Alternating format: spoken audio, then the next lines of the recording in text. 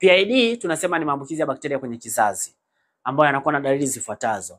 Mwanamke anakuwa anapata na maumivu ya tumbo chini ya kitovu, lakini haya maumivu ya tumbo chini ya kitovu yanaweza akawa hapo katikati, lakini muda mwingine anaweza akawa anatokea pembeni, either upande wa kulia au upande wa kushoto, ambapo watu tunaita bilateral flank pain, au kama yanatokea upande mmoja anaweza akawa unilateral flank pain.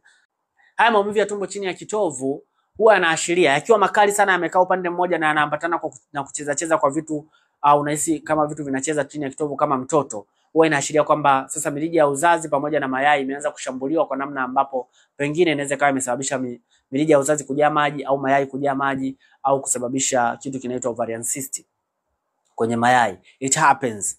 Lakini huu ugonjwa wenyewe unashambulia mirija ya uzazi, unashambulia mayai, unashambulia mlango wa kizazi na sehemu za nje za uke. Mwanamke atakuwa anatoka na uchafu mweupe, wa njano, wa kijani sehemu za siri. Of course unakoga na harufu.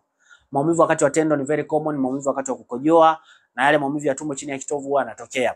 It happens most of the time kwa watu ambao wanakuwa na ile changamoto ya PID. Kingine ambacho huwa kinatokea ambacho ni worse ni kwamba hao wanawake huwa hawawezi kubeba ujauzito. Ni vigumu sana. Hata akibeba mimba huwa zinakuwa zinaharibika. Kwa hiyo ukifuatilia historia ya huyu mwanamke, unaweza kukuta kila akibeba mimba zinaharibika. Mtu anakuambia beba mimba 5 zote zimeharibika. Ukimfuatilia kwa undani anatoka na uchafu na una harufu. That's PID. Haya ni magonjwa ambapo ukiyapuuzia yatakupelekea surely upate ugumba au utasa. Kama unahitaji matibabu kwa ajili ya changamoto, namba za simu ziko hapo. Tuwasiliane tuweze kuona namna gani tutakusaidia.